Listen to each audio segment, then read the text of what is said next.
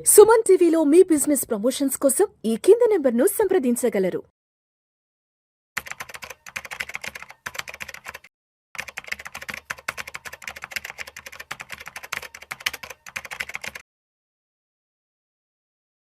Hello everyone, I'm Madhavi Reddy, am financial planar.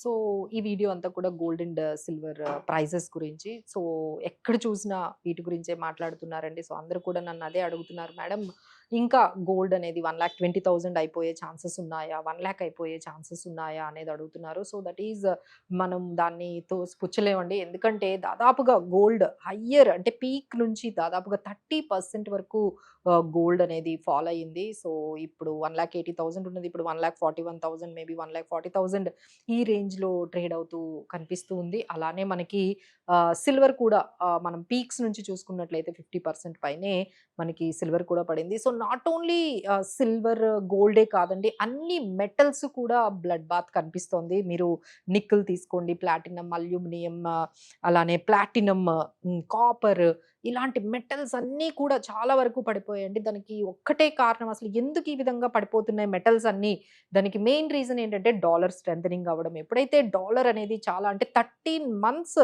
హైలో dollar index trade అవుతుందండి. దాదాపుగా 101.40 దగ్గర డాలర్ అనేది చాలా స్ట్రాంగ్గా ట్రేడ్ అవుతుంది. ఎప్పుడైతే డాలర్ స్ట్రాంగ్ అవుతుందో సో ఇమీడియట్గా గోల్డ్ అనేది, ఈ మెటల్స్ అనేవి ఒక్కసారిగా పడిపోతూ ఉన్నాయి. సో దీంతో పాటు ఇంకొక biggest negative for gold and సిల్వర్కి ఏంటి అంటే ఫెడ్ రేట్ హైక్.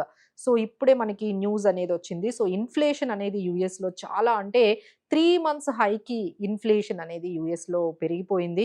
సో దానివల్ల అంటే దాదాపుగా 4%, ఇంకా అది 4.5% వరకు పెరుగుతూ ఉంది. సో ఈ విధంగా యూఎస్లో కానీ ఇన్ఫ్లేషన్ పెరుగుతూ ఉంటే సో ఇమీడియట్గా ఫెడ్ రేట్ హైక్ అనేది తప్పదు అన్నట్టుగా కనిపిస్తుంది. ఎప్పుడైతే ఫెడ్ రేట్ హైక్ అనేది ఆ న్యూస్ వచ్చిందో ఇమ్మీడియట్‌గా దానివల్ల ఏమవుతుందంటే గోల్డ్ అనేది ఇంకా నెగెటివ్ అయిపోతుందండి. ఎందుకంటే డాలర్ స్ట్రాంగ్ అవ్వడంతో పాటు అక్కడ బాండ్ డీల్స్ కూడా మంచి రిటర్న్స్ వస్తూ ఉంటే సో ఇన్వెస్ట్‌మెంట్స్ అన్నీ కూడా ఇక ఇంకా సేఫెస్ట్ హెవెన్ అయినా ఈ డాలర్లలో పెట్టుకోవడము, ఇంకా సేఫెస్ట్ హెవెన్ అయినా మనకి ఈ యూఎస్ ట్రెజరీ బాండ్ ఈల్డ్స్‌లో పెట్టుకోవడం అనేది మనకి ఎక్కువగా ఇంట్రెస్ట్ అనేది చూపిస్తారు. ఇప్పుడు మనకి యూఎస్, ఇరాన్, ఇజ్రాయెల్ ఈ ట్రయో వార్ గాని లేకపోతే ఈ జియో పొలిటికల్ టెన్షన్స్ కూడా చాలా వరకు తగ్గిపోయాయండి. సో రిస్క్ కూడా తగ్గిపోయింది. సో గోల్డ్ నుంచి అంతా కూడా మనీ అనేది వెళ్ళిపోతున్నట్టుగా కనిపిస్తుంది. స్ట్రెయిట్ ఆఫ్ హార్మోస్ కూడా చాలా వరకు నార్మల్ అయిపోయింది. క్రూడ్ ఆయిల్ కూడా దాదాపుగా అంటే వార్‌కు ముందు ఎలాంటి ప్రైజెస్ ఉన్నాయో అలాంటి ప్రైజెస్‌కే క్రూడ్ ఆయిల్ కూడా $72కి వచ్చేసింది. సో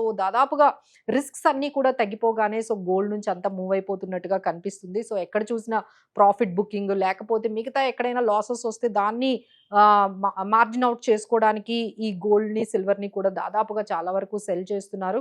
సో మా దగ్గర కూడా మేము కూడా కంటిన్యూస్‌గా రివ్యూ చేస్తూ ఉంటామండి మా క్లయింట్స్‌కి. సో చాలామంది గోల్డ్, సిల్వర్ ఈటీఎఫ్స్‌లో ఉన్నారు. అవన్నీ కూడా నెగెటివ్‌లో కనిపించడం మొదలైంది. అలానే మనకి వేరే అంటే గోల్డ్ సంబంధించిన ఈ గోల్డ్ ఈటీఎఫ్స్ ఇవన్నీ కూడా నెగెటివ్స్‌లో కనిపించగానే ఇమ్మీడియేట్‌గా మళ్ళీ అప్పుడు గోల్డ్‌లో పెట్టించండి, సిల్వర్‌లో పెట్టించండి అనే క్లయింట్స్ అందరూ కూడా, మేడం ఇప్పుడు ఏం చేయాలి? వీటిల్ని ఇప్పుడంతా గోల్డ్ తగ్గిపోతుందంటున్నారు. నిజంగానే 1,00,000 వరకు వెళ్ళిపోతుందా? 1,20,000 వరకు వెళ్ళిపోతుందా?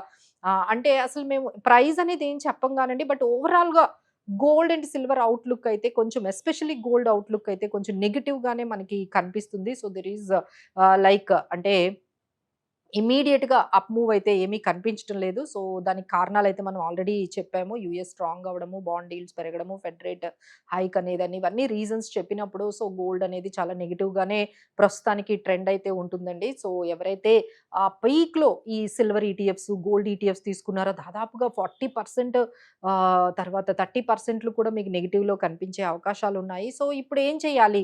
దాన్నేమైనా యావరేజ్ చేసుకోవాలి, లేకపోతే దాని మీద ఇంకేమైనా ఇంకొన్ని యూనిట్స్ యాడ్ చేసుకోవాలా? లేకపోతే ఎగ్జిట్ అయిపోవాలా? ఇలా అయితే చాలా వరకు కన్‌ఫ్యూజ్ అవుతున్నారండి. సో మేమేం చేస్తున్నామంటే క్లయింట్ టైమ్ హారిజన్ బట్టి, సార్ మీరేమైనా 5 ఇయర్స్ ఉంటారా? 7 ఇయర్స్ ఇలాంటి టైమ్ హారిజన్ లేదు అంటే స్పెక్యులేటివ్‌గా మీరు ఇవి కొన్నారు అంటే మాత్రం you need to exit. And if it is not speculative long term ఇన్వెస్ట్‌మెంట్‌కైతే మీరు కొంచెం కొంచెం యాడ్ చేసుకుంటూ, మేము అప్పట్లో కూడా చెప్పామండి గోల్డ్ అండ్ సిల్వర్ ఒకేసారి కొనకూడదు. సో ఎవ్రీ టైము ఫాల్‌లో కొంచెం కొంచెం కొనుక్కుంటూ వెళ్ళాలి.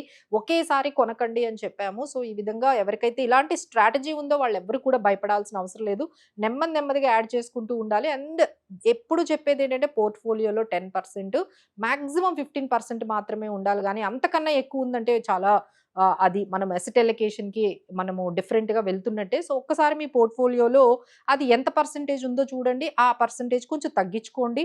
మీకు లాంగ్ టర్మ్ పర్స్పెక్టివ్ ఉంటే కొంచెం మళ్ళీ ఇక్కడి నుంచి బయింగ్ ఆపర్చునిటీ లాగా తీసుకొని కొంచెం మళ్ళీ ఎవ్రీ మంత్ ఈటీఎఫ్స్‌లో, గోల్డ్ ఈటీఎఫ్స్‌లో మీరు ఎస్ఐపి లాగా కంటిన్యూ చేసుకున్న వాళ్ళకైతే ఎటువంటి ప్రాబ్లమ్ లేదండి.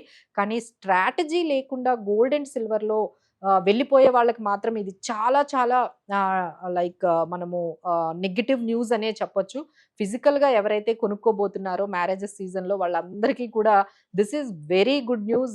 సో ఒక్కసారిగా వాళ్ళ టెన్షన్ అంతా కూడా వాళ్ళ బడ్జెట్ అంతా కూడా కొంచెం అయితే రిలీఫ్ అయితే వచ్చిందండి. బట్ ఒక్కసారిగా అయితే 1,20,000కి వెళ్ళిపోయే ఛాన్సెస్ లేవు గానీ ఒక 10,000, 20,000 అయితే ఇమ్మీడియేట్‌గా కొంచెం ఈ ఫెడ్ రేట్ క్లారిటీ వచ్చేంత వరకు కూడా ఈ విధంగా గోల్డ్ ఈ రకమైన ఈ సెల్లింగ్ ప్రెషర్‌లోనే ఉండే అవకాశాలైతే కనిపిస్తున్నాయి. We have to wait and watch Fed rate hike అనేది జరుగుతుందా? జరగదా? అనే దాని మీదే మనకి నెక్స్ట్ గోల్డ్ మూవ్ అనేది కనిపిస్తుంది.